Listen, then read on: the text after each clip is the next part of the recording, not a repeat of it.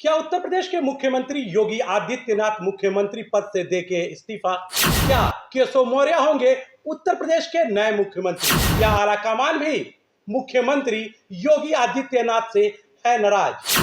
नमस्कार दोस्तों, मैं हूं संजय कुमार और आप देख रहे हैं पहल 24।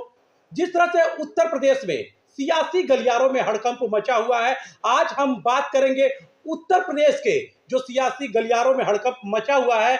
और कहा जा रहा है कि उत्तर प्रदेश के मुख्यमंत्री योगी आदित्यनाथ सीएम पद से इस्तीफा देंगे, क्योंकि जिस तरह से उत्तर प्रदेश में बीजेपी को कड़ी शिकस्त मिली है और हार का सामना करना पड़ा है, वही इंडिया जो गठबंधन थी उन्हें एक अच्छा परफॉर्मेंस दिया। वही एक्सपर्टों की बात करें तो एक्सपर्टों को भी ये चीज पच नहीं रही है कि जिस तरह से इंडिया गठबंधन ने अपना परफॉर्मेंस दिया और जो बीजेपी को यहां से शिकस्त झेलनी पड़ी।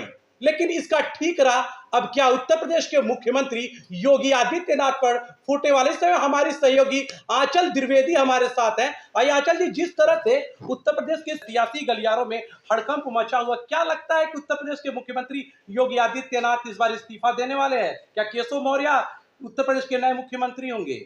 देखिए, ये चीज़ तो बिल्कुल क्लियर नहीं है कि अगर सीएम योगी हटाए जाते हैं तो कौन अगला सीएम बनेगा यूपी का। ये चीज़ तो वक्त ही बताएगी। और क्या सीएम योगी हटाए भी जाएंगे कि नहीं हटाए जाएंगे, ये तो वक्त ही बताएगा। लेकिन जिस तरीके से सियासी गलियारों में, यूपी के सियासी गलियारों में हलचल दिखाई दे रहा है, उस तरीके से ये तो एकदम से लग रहा है कि कुछ न कुछ बड़ा बदलाव होने वाला है। सीएम योगी के खिलाफ अपने ही संगठन के कई लोग आते हुए दिखाई दे रहे हैं। आप देखे होंगे कि केशव प्रसाद मौर्य का एक बयान भी था कि संगठन सर्वोपरि, कि हर लोगों से ऊपर संगठन है। तो क्या मतलब ये माना जा रहा है कि संगठन जो है यूपी के सीएम की वजह से गड़बड़ा रहा है। यूपी में बीजेपी की सबसे बड़ी ताकत मानी जाने वाली आजकल जैसे कहा जाता है कि दिल्ली का जो रास्ता है वो उत्तर प्रदेश से ही तय होकर जाता है, लेकिन जिस तरह से उत्तर प्रदेश में बीजेपी को जिस तरह से शिकस्त मिलती है, तो क्या लगता है कि किसकी वजह से इस तरह की दिक्कतें हैं और बीजेपी की कम सीटें मिली और पूर्ण बहुमत से बीजेपी की सरकार नहीं बन पाई? तो क्या लग रहा है कि किस पे ये ठीकरा फूटना चाहिए और क्या लगता है कि जो योगी के मंत्री हैं वो उनसे नाराज चल रहे हैं? देखिए, सीएम योगी से नाराजगी मंत्रियों की तो साफ तौर पे देखी जा सकती है। जिस तरीके से पीएम मोदी से लगभग 1 घंटे तक यूपी के प्रदेश अध्यक्ष ने मीटिंग की है, उसमें क्या निर्णय लिया गया है ये बात तो वक्त ही बताएगी, ये तो पता नहीं चल सकता है। और इसी प्रकार जो हमारे डिप्टी सीएम केशव प्रसाद मौर्य हैं, उनमें भी खासा नाराजगी देखने को मिली है। जिस तरीके से अभी कुछ दिनों पहले ही सीएम योगी ने मंत्रिमंडल की मीटिंग ली, जिसमें केशव प्रसाद मौर्य भी मौजूद नहीं थे, उनके अलावा कुछ और मंत्री भी उसमें मौजूद नहीं थे। तो इस तरीके से साफ तौर पर देखा जा सकता है कि नाराजगी तो बिल्कुल है। लेकिन अब क्या जो यूपी में बीजेपी को शिकस्त मिली है करारी, इसका इसके जिम्मेदार सीएम योगी है या फिर कोई और है, ये तो अब वक्त ही बताएगी। जहाँ तक पब्लिक की भी देखा जाए तो पब्लिक को तो, जहाँ तक हमने चुनावी दौरे किए यूपी में, हमने देखा कि पब्लिक को कुछ ज़्यादा शिकायतें नहीं हैं सीएम योगी से, खासा शिकायतें नहीं हैं। यहाँ तक कि इसमें देखा जाए तो मंत्रियों को ज़्यादा शिकायतें हैं सीएम योगी से। तो आपको क्या ये लगता लगता है है? कि जो उत्तर प्रदेश में बीजेपी को शिकस्त मिली है वो बुलडोजर की वजह से ही मिली है? अब ये तो बुलडोज़र से अब उनके बयान पर ही चलते हैं। बुलडोज़र तो माफियाओं के लिए है। ऐसा नहीं कि 90 साल से लोग रह रहे हैं, अगर उनके पास कागज़ नहीं है तो उनके मकान पर बुलडोज़र चला दोगे तो वोट कहाँ से मिलेगा? लेकिन सबसे अभी देखा जा रहा है, सूत्रों के हवाले से पता चला कि जिस तरह से डिप्टी सीएम केशव मौर्य लगातार योगी आदित्यनाथ से नाराज है, कई तरह के उन्होंने बयान भी दिया लगातार से आलाकमान से। अभी कुछ दिन पहले उन्होंने प्रधानमंत्री नरेंद्र मोदी से भी मुलाकात की, अमित शाह से भी मुलाकात किया और जेपी नड्डा से भी इन्होंने मुलाकात किया। और अभी उत्तर प्रदेश में जो उपचुनाव होने वाले हैं और लगातार जो हार हुई थी उस पे मंथन भी हो रहा है और बैठके भी चल रहे, जो उपचुनाव है उसको लेकर योगी लगातार अपने मंत्रियों के साथ मीटिंग कर रहे हैं, लेकिन उस मीटिंग में दोनों डिप्टी सीएम नहीं दिख रहे। क्या इस बार उपचुनाव में ये लोग वंचित रह जाएंगे? देखिए, वंचित रहेंगे या नहीं ये तो नहीं बता सकते हैं, ये तो वक्त ही बताएगा। लेकिन जिस तरीके से मंथन चल रहा है यूपी के रिजल्ट्स पर, जो यूपी के लोकसभा चुनाव के रिजल्ट्स हैं उस पर मंथन चल रहा है। तो मुझे लगता है कि सिर्फ यूपी ही नहीं, पूरे देश में मंथन की ज़रूरत है कि किस तरीके से क्यों बीजेपी इतनी पीछे चली गई। आप देखे होंगे कि 2014 के चुनाव में बीजेपी को यूपी में सिर्फ 71 सीटें मिली थी, भारी बहुमत से यूपी में सरकार बनी थी बीजेपी की। और ये आंकड़े धीरे-धीरे कम होते गए हैं। 2019 में ये आंकड़े घटकर 62 रह चुके हैं, 62 रह गए हैं। और यहाँ तक कि अब 2024 में जो आए हैं वो आंकड़े अब सिर्फ और सिर्फ 37 ही रह गए। तो क्या लगता है कि उत्तर प्रदेश में जो लड़ाई चल रही है वो मुख्यमंत्री को लेके चाहिए, या लगातार कहा जा रहा है कि केशव मौर्य को इस बार मुख्यमंत्री बनाया जाएगा? क्या आला कमान भी चाहते हैं कि केशव मौर्य को मुख्यमंत्री बनाया जाए? पीएम मोदी की सीएम से दूरी देखी जा रही है। उनसे मीटिंग के बजाय प्रदेश अध्यक्ष से लगातार मीटिंग हो रही है। जिस तरीके से आरएसएस प्रमुख भी जो हैं, जो बीजेपी की बहुत सपोर्टर माने जाते हैं, उन्होंने भी कहीं न कहीं सीएम योगी से अपनी दूरी जताई है, दूरी देखने को मिली है उनकी भी।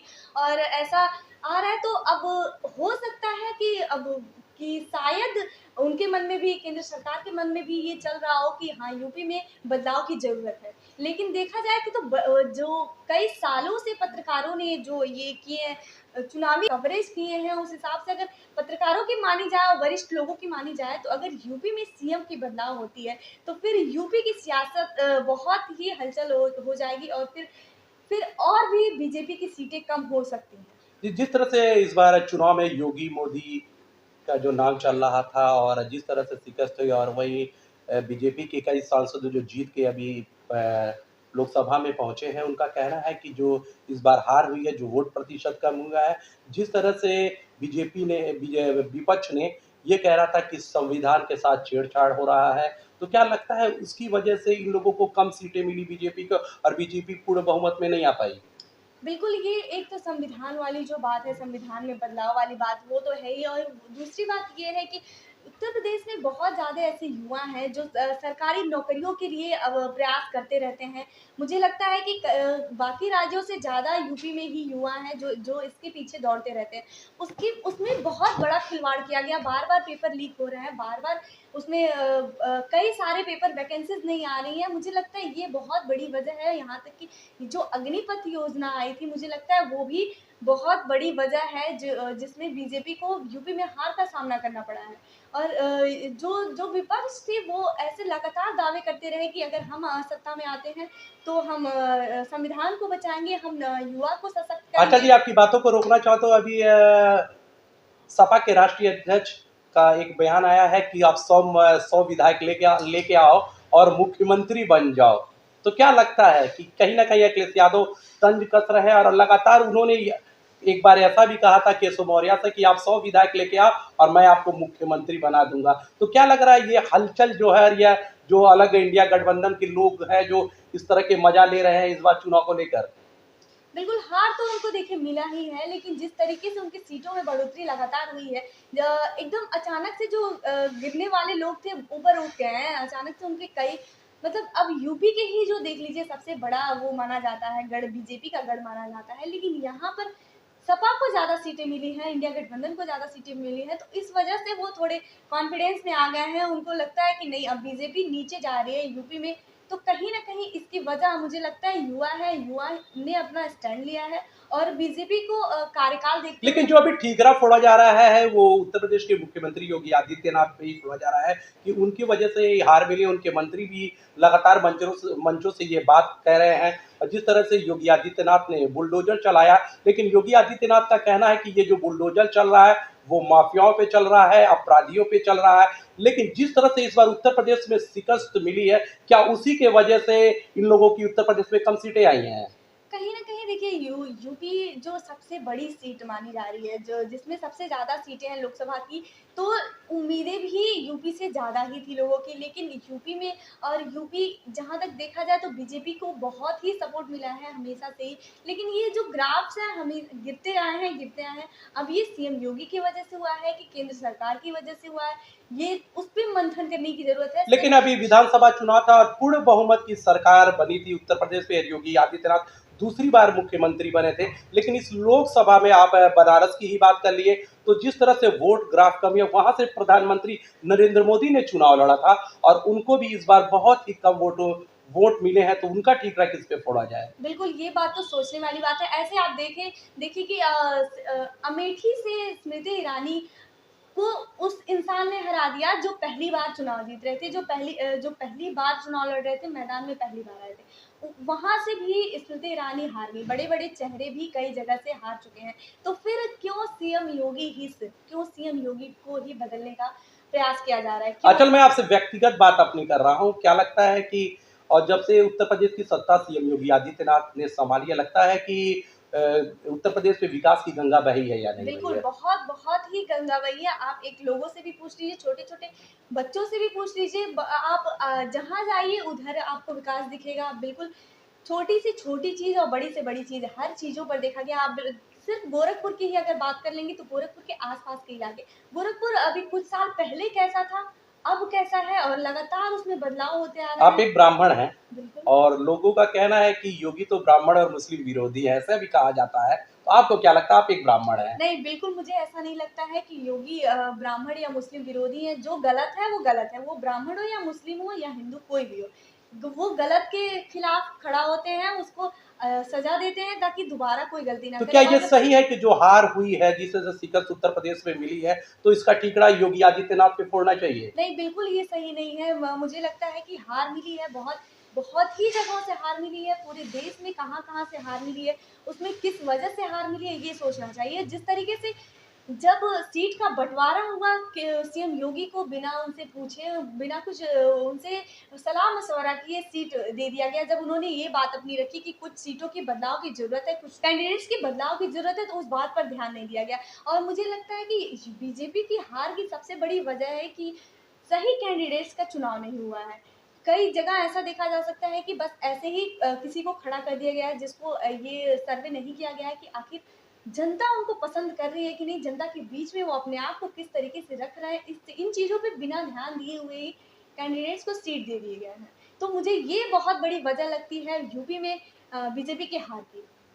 तो बिल्कुल आप बता दूं कि जिस तरह से ऐसी उथल-पुथल उत्तर प्रदेश में मची हुई है, और मैं बता दूं केशव मौर्य भी मुख्यमंत्री बनने के लिए तैयार है, और वहीं योगी आदित्यनाथ क्या इस्तीफा देंगे। लेकिन अगर इनकी राजनीतिक कैरियर की बात करूं तो 1998 में गोरक्षपीठाधीश्वर योगी आदित्यनाथ ने यहाँ से चुनाव लड़ा था और उन्होंने जीत हासिल की थी, और लगातार गोरखपुर लोकसभा से वो 5 बार सांसद चुने गए थे। और वहीं केशव मौर्य की बात करें तो केशव मौर्य ने अभी तक एक बार विधानसभा चुनाव जीता है और एक बार उन्होंने लोकसभा चुनाव जीता है। और कहा जाता है कि उत्तर प्रदेश के मुख्यमंत्री योगी आदित्यनाथ आरएसएस से जुड़े हुए हैं, उनकी पकड़ आरएसएस में बहुत ज्यादा है। और वहीं केशव मौर्य की बात करें तो विश्व हिंदू परिषद से वो जुड़े रहे, लेकिन जो उनकी जो राजनीतिक कैरियर है वो कम है। और जिस तरह से भारत में योगी आदित्यनाथ की लोकप्रियता बढ़ी है, वो टॉप 1 के मुख्यमंत्री माने जाते हैं। लेकिन क्या लगता है, अब